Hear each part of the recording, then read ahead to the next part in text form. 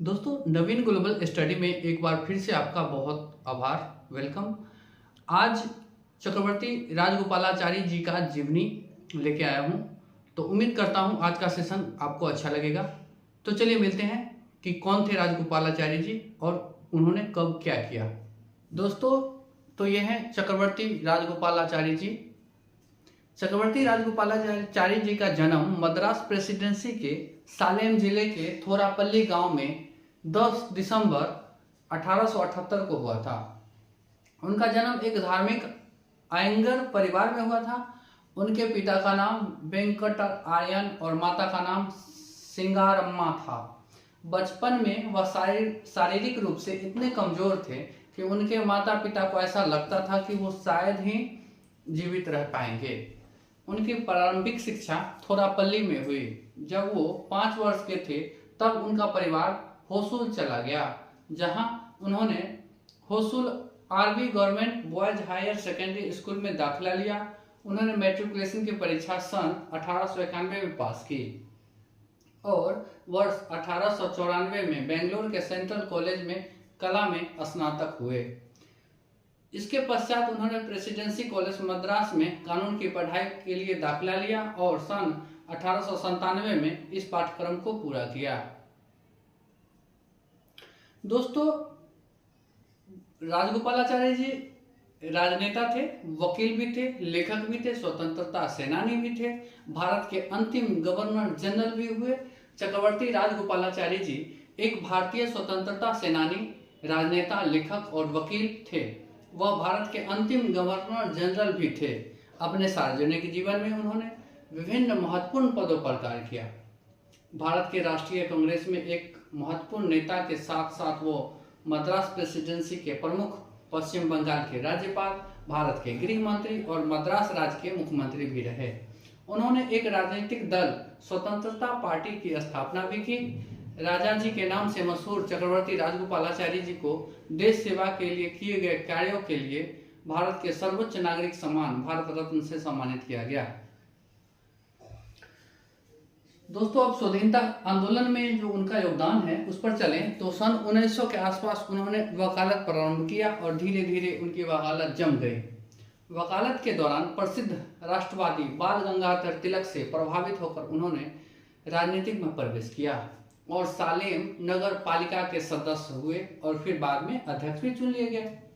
देश के बहुत सारे बुद्धिजीवियों की तरह वह भी भारतीय राष्ट्रीय कांग्रेस के सदस्य बन गए और धीरे धीरे इसकी गतिविधियां और आंदोलन में भाग लेने लगे। उन्होंने कांग्रेस के कलकत्ता 1906 और सूरत के 1907 के अधिवेशन में भाग लिया। सन 1917 में उन्होंने स्वाधीनता कार्यकर्ता पी वरदा राजुलू नायडू के पक्ष में अदालत में दलील दी।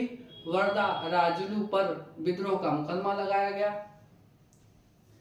वह एनी बेसेंट और सी विजय राघवाचार्य जैसे नेताओं से बहुत प्रभावित थे। जब महात्मा गांधी स्वाधीनता आंदोलन में सक्रिय हुए तब राजगोपालाचारी जी उनके अनुगामी बन गए। इसके पश्चात उन्होंने असहयोग आंदोलन में भाग लिया और अपनी वकालत छोड़ दी। वर्ष 1921 में उन्होंने कांग्रेस कार्य समिति का सदस्य चुना गया और वह कांग्रेस के महामंत्री भी रहे। सन 1922 में कांग्रेस के गया अधिवेशन में उन्हें एक नई पहचान मिली। उन्होंने गवर्नमेंट ऑफ इंडिया एक्ट 1919 के तहत अंग्रेजी सरकार के साथ किसी भी सहयोग का विरोध किया और इंपीरियल लेजिस्लेटिव काउंसिल के साथ साथ राज्यों के विधान परिषद में भी प्रवेश का विरोध कर नो चेंजर्स समूह के नेता बन गए। नो चेंजर्स ने प्रोफेसर चेंजर्स को पराजित कर दिया, जिसके फलस्वरूप मोतीलाल नेहरू और चित्तरंजन दास जैसे नेता ने इस्तीफा दे दिया। वह 1924-25 में वैंकोम सत्याग्रह से भी जुड़े। धीरे धीरे राजगोपालाचारी जी तमिलनाडु कांग्रेस के प्रमुख नेता बने और बाद में तमिलनाडु कांग्रेस समिति के अध्यक्ष भी चुने गए।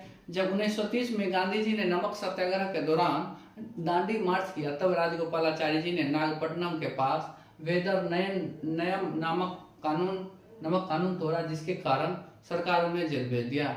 गवर्नमेंट ऑफ इंडिया एक्ट 1935 के तहत उन्होंने 1937 के चुनाव में भाग लेने के लिए कांग्रेस को सहमत करने में महत्वपूर्ण भूमिका निभाई थी।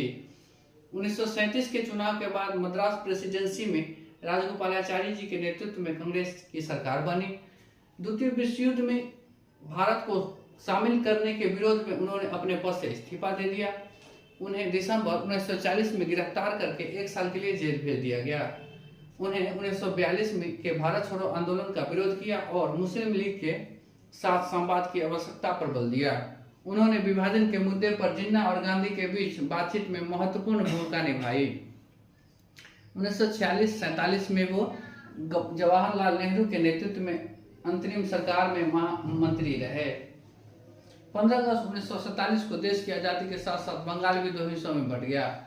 चक्रवर्ती राजगोपालाचारी जी को भारत के हिस्से वाले पश्चिम बंगाल का प्रथम राज्यपाल बनाया गया। भारत के गवर्नर जनरल 1948 से 1950 रहे। भारत के तत्कालीन गवर्नर जनरल माउंटबेटन की अनुपस्थिति में राजगोपालाचारी जी 10 नवंबर से 24 नवंबर 1947 तक कार्यकारी गवर्नर जनरल रहे और फिर बाद में माउंटबेटन के जाने के बाद 1948 से 26 जनवरी 1950 तक गवर्नर जनरल रहे। इस प्रकार राजगोपालाचारी जी न केवल अंतिम बल्कि भारत के प्रथम भारतीय गवर्नर जनरल भी रहे। सन 1950 में राजगोपालाचारी जी को अपने मंत्रिमंडल में नेहरू जी ने शामिल किया, जहां वो बिना किसी मंत्रालय के मंत्री थे। सरदार पटेल की मृत्यु के बाद उन्हें गृह मंत्री बनाया गया, जिस पद पर उन्होंने 10 महीने कार्य किया। प्रधानमंत्री नेहरू के साथ बहुत सारे मुद्दे पर मतभेद होने के कारण अंततः उन्होंने इस्तीफा दे दिया। इसके पश्चात राजगोपालाचारी जी लगभग 2 साल तक मद्रास के मुख्यमंत्री रहे। इसके बाद उन्होंने कुछ समय के लिए सक्रिय राजनीतिक से संन्यास ले लिया और कांग्रेस लेखन के कार्य में लग गए।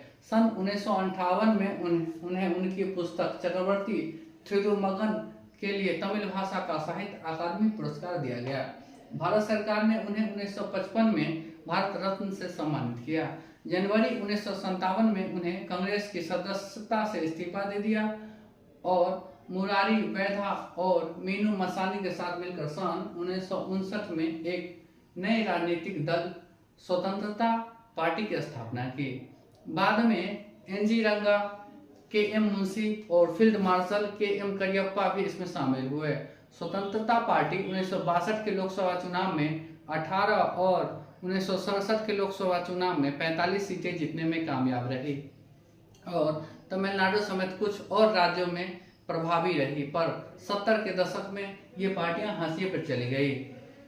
चक्रवर्ती राजगोपालाचारी जी का विवाह 1897 में आलामेलू मंगम्मा के साथ संपन्न हुआ। चक्रवर्ती राजगोपालाचारी जी दंपति के कुल 5 संतानें हुई, जिसमें 3 पुत्र और 2 पुत्रियां थी। मंगम्मा सन 1916 में स्वर्ग सिधार गए, जिसके बाद चक्रवर्ती राजगोपालाचारी जी अपने बच्चों के पालन पोषण का भार संभाला। उनके पुत्र चक्रवर्ती राजगोपालाचारी जी नरसिम्हन कृष्णागिरी लोकसभा क्षेत्र से सन 1952 से 62 तक सांसद सदस्य रहे।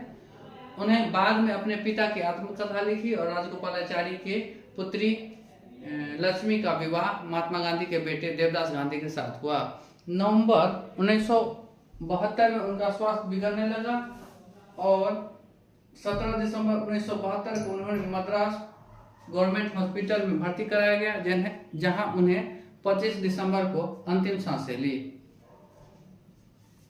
दोस्तों, आज का सेशन कैसा लगा? अगर अच्छा लगा हो तो कमेंट जरूर करें और आप अपना बहुत ख्याल रखें। धन्यवाद।